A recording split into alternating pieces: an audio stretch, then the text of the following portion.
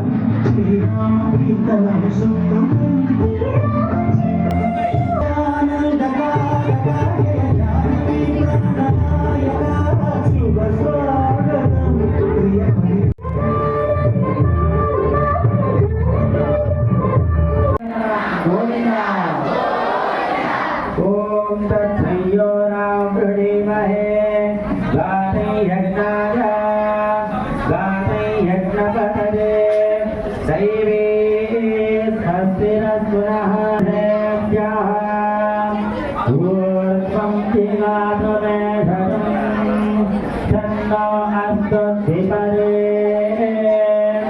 सञ्चतुष्पदे पश्चात् भूमिपथो पुनः यत्पुरुषेण हविषा घातमक्षरे तस्मात् सर्वहुतः कृतस्वामानि जग्निरे भागोऽपि जग्निरे तस्मात् यदुत्तस्मादकार्यता तस्मादत्वारायन्ताम् एकेशो भजाततः गावो हजग्नोऽस्यमुखमाधीत बाहूनां भागं भूर्जो अरायताम् चन्द्रमा मनसो धातः चक्षो सूर्यो अरायताम् मुखादिन्द्रश्चाग्निश्चा प्राणात् वायुरजायताम् नाभ्यादिरन्तरिक्षम्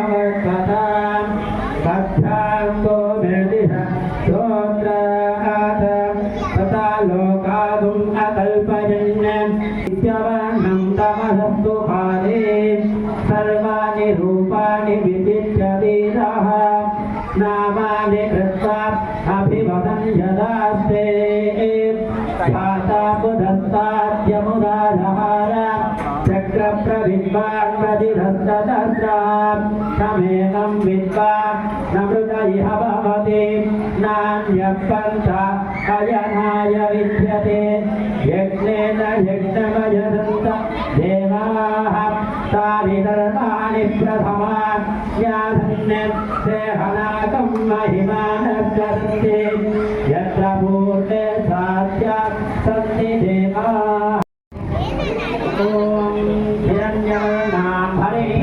सम्भोधपृथिव्ये रथाश्च विश्वकर्मणस्त्वकरे तस्य त्वष्टाभिरधरूपमेधे तत्पुरुषस्य विश्वमाजानमग्रे वेदाहवे यो देवानां पुरोहितः पूर्वो यो देवेभ्यो जातः नमो रुजाय ब्राह्मये रुजं ब्राह्ममुजन भवत्पर्यमा शन्नगेन्द्रो बृहस्पतिः शन्नो विष्णुरुप्रत्यक्षं ब्रह्म वदिष्यामि हृदं वदिष्यामि सत्यं वदिष्यामि तन्नामवतु तद्भक्तारमवतु अवतु माम् अवतु भक्तान् ॐ पूर्वरूपम् पूर्वरूपम् अन्ते वास्युत्तररूपम् विद्यासन्धिः अवचनगं सन्धानम् नित्यधिविद्यम् अभाभिप्रजम् मातुभिः ब्रह्मवर्चसेनान्नाद्येन सुभक्तिरेव विश्वरूपः चन्द्रोऽभ्याः सम्भूव समेन्द्रो मेधय अमृतस्य देवः स्वाध्याय प्रवचने च तपश्च स्वाध्याय अग्रयश्च स्वाध्याय प्रवचने च अग्निहोत्र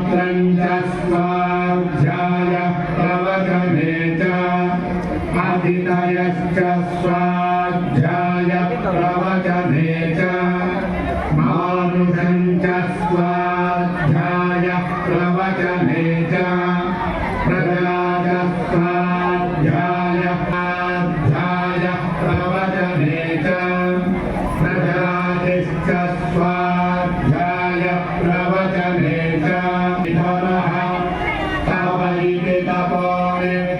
पौरुषिष्टिः स्वाध्याय प्रवचने वेदिनातो मौद्गल्यः वेदमनोच्चाचार्यो सत्यं वद धर्ममान्न प्रवधितव्यं कुशलान्न प्रवधितव्यं भोक्तेन प्रवधितव्यं स्वाध्याय प्रवचनाभ्यामे भव